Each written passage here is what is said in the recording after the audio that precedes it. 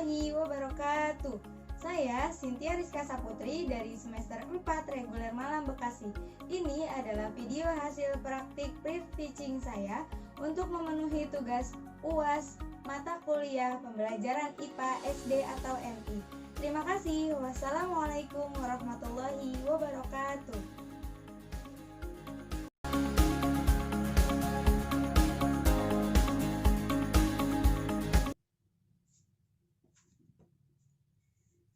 Assalamualaikum warahmatullahi wabarakatuh. Selamat pagi anak-anak. Gimana kabarnya hari ini?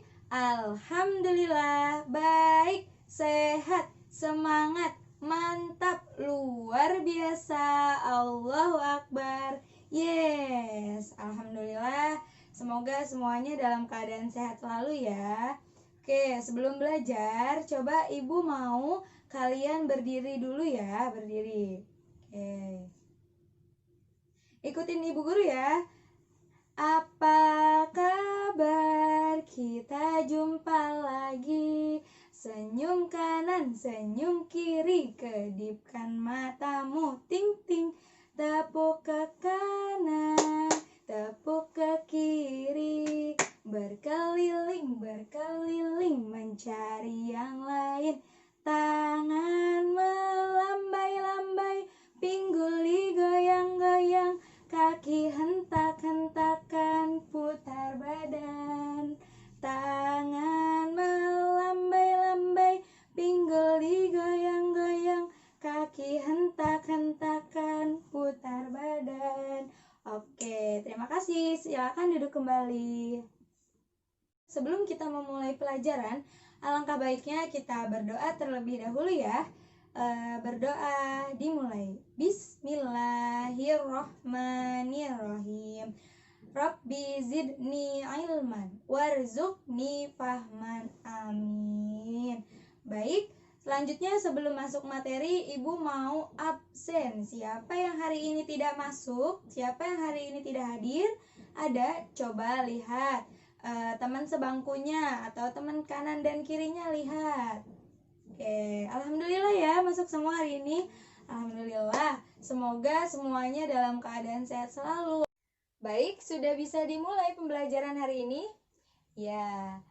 Oke, sekarang silakan buka buku tema kalian halaman 111, 112 dan 113. Kita akan melanjutkan materi minggu lalu, yaitu tentang ayo lestarikan tumbuhan dan hewan atau hewan dan tumbuhan. Nah, di sini ibu mau tanya, apa sih tujuan kita belajar tentang pembelajaran pelestarian hewan dan tumbuhan? Ada yang tahu? Ya. Manfaatnya itu atau tujuannya itu agar kita bisa mengetahui bagaimana cara melestarikan lingkungan kita, melestarikan hewan dan tumbuhan agar tidak terjadi kepunahan pada hewan dan tumbuhan. Oke, baik. Nah, sekarang ibu mau bertanya, tahu nggak harimau Sumatera, orang hutan dari Kalimantan, atau badak bercula satu dari ujung kulon, ada yang tahu?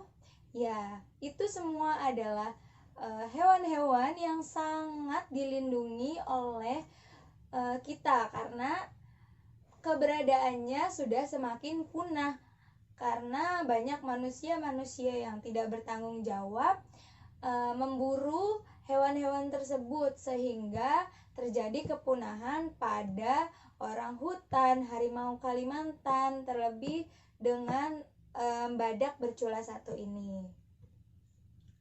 Nah, mereka disebut hewan langka karena keberadaannya sudah hampir punah. Oke, selanjutnya coba kita amati gambar. Di situ ada gambar hutan dan perkotaan. Di sini ibu sudah membuat simulasi hutan dan perkotaan. Nah, kita lihat di sini. Di sini ada beberapa pertanyaan, nanti kita bisa jawab sama-sama. Kenapa ya? Coba kita lihat.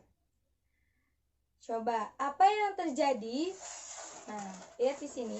Apa yang terjadi jika hutan dijadikan perkotaan? Coba, ada yang tahu tidak? Ya, jika hutan ini dijadikan perkotaan, lihat. Perhatikan gambar hutan ini.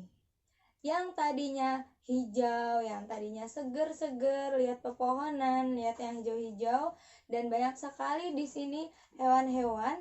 Nah, apabila dijadikan perkotaan, kita lihat apa yang terjadi. Yang terjadi adalah suhu udara akan meningkat atau bisa disebut juga polusi udaranya tercemar, lalu bencana-bencana alam akan terjadi seperti apa? Seperti kebakaran, banjir, dan lain-lainnya. Lalu habisnya flora dan fauna. Apa itu flora? Flora adalah tumbuhan-tumbuhan langka atau fauna, bisa disebut juga hewan-hewan langka. Maka dari itu hewan dan tumbuhan flora atau fauna akan cepat punah jika dibangunnya perkotaan ini. Nah, lalu apa lagi? Lalu suku-suku yang ada di hutan ini akan punah. Yang tadi Ibu bilang, hewan dan tumbuhan-tumbuhan langka itu akan cepat punah. Nah, lalu yang kedua, bagaimana sih nasib hewan dan tumbuhan yang ada di dalam hutan jika dijadikan perkotaan? Flora dan fauna adalah peran yang sangat penting bagi kehidupan kita. Nah, maka dari itu Indonesia akan rugi besar jika kehilangan hewan-hewan dan tumbuhan-tumbuhan langka yang ada di dalam hutan. Lalu, pasalnya hewan dan tumbuhan ini tidak bisa dikembalikan seperti semula karena yang sudah mati tidak bisa dihidupkan kembali. Kalaupun ada yang bisa diselamatkan, butuh beberapa tahun lagi untuk memperbaharui semuanya. Oke, baik. Kita lihat yang pertanyaan ketiga. Di mana hewan-hewan tersebut akan tinggal jika hutan telah musnah? Di mana hewan-hewan tersebut akan tinggal? Hewan-hewan yang berada di hutan akan berpindah ke kota. Apabila hutan musnah atau hewan-hewan itu akan mati atau kehilangan habitatnya. Maka dari itu kita harus tetap menjaga hutan atau tetap menjaga kelestarian tumbuhan dan hewan. Lalu pertanyaan keempat, bagaimana pengaruhnya terhadap kehidupan manusia jika seluruh pohon yang semua ini telah musnah, telah habis di bumi? Nah, tanpa adanya hutan, Indonesia akan kekurangan banyak sumber daya alam. Sumber daya alam di bumi ini lama-kelamaan akan habis jika kita terus-terusan merusak lingkungan yang ada di sekitar kita, termasuk dalam merusakan hutan. Baik, kita lanjut. Indonesia merupakan negara kepulauan yang kaya akan hewan dan tumbuhan.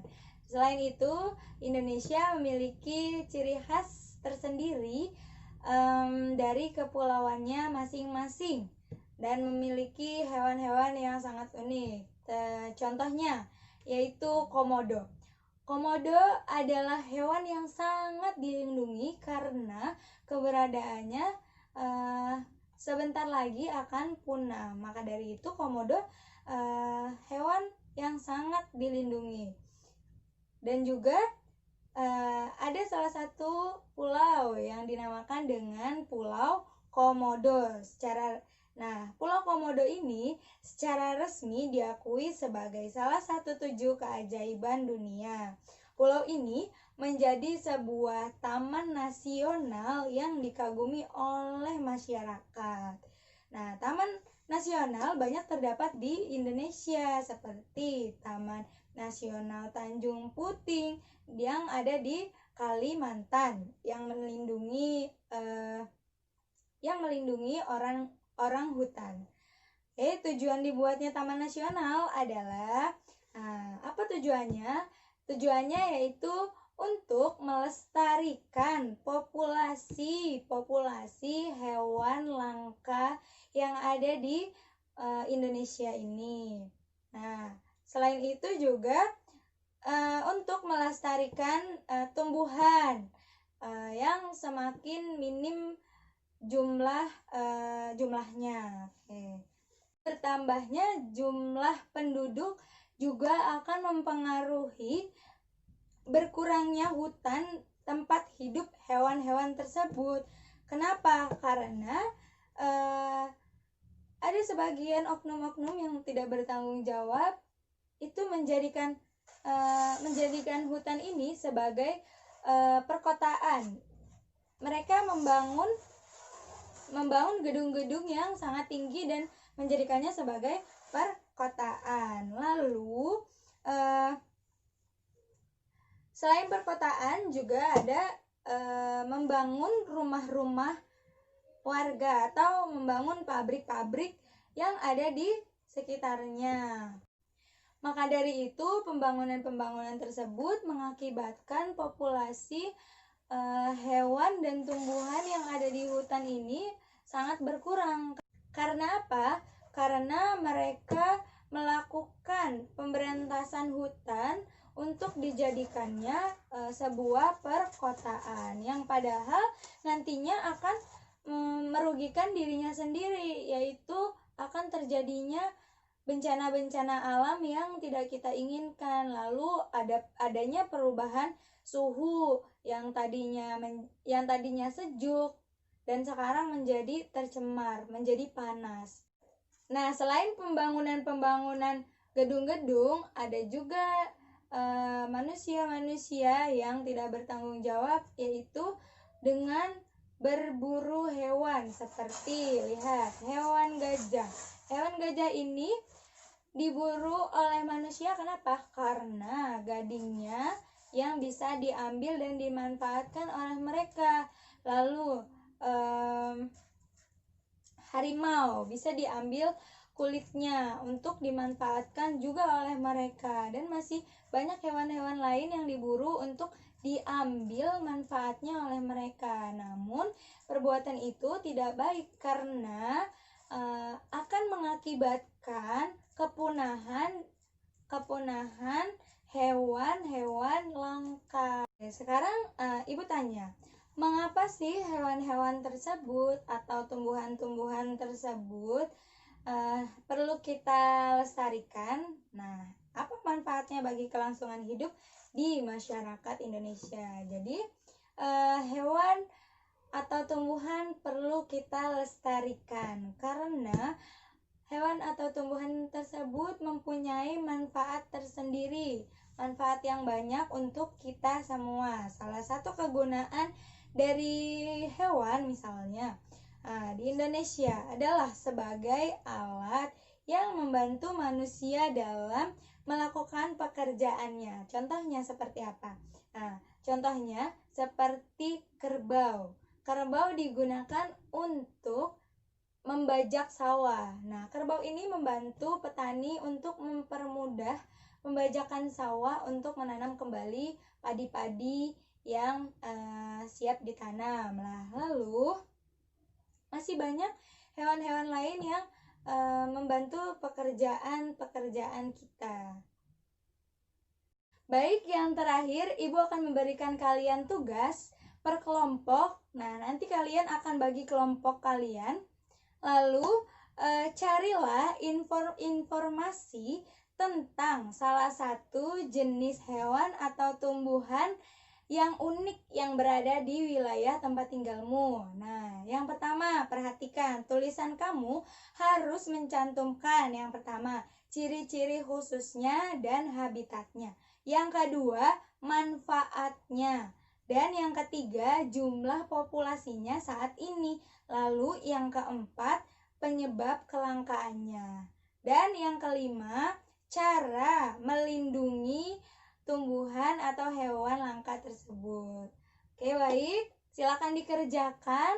Nanti dikumpulkan minggu depan, lalu Ibu minta kalian mempresentasikan di depan tentang apa hasil diskusi kalian. Bisa dipahami?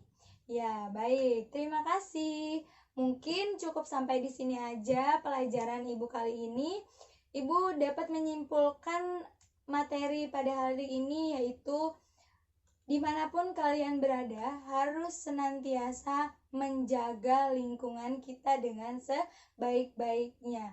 Kita perlu melestarikan lingkungan kita dan menjaga lingkungan kita agar terjaga dari hal-hal yang tidak kita inginkan.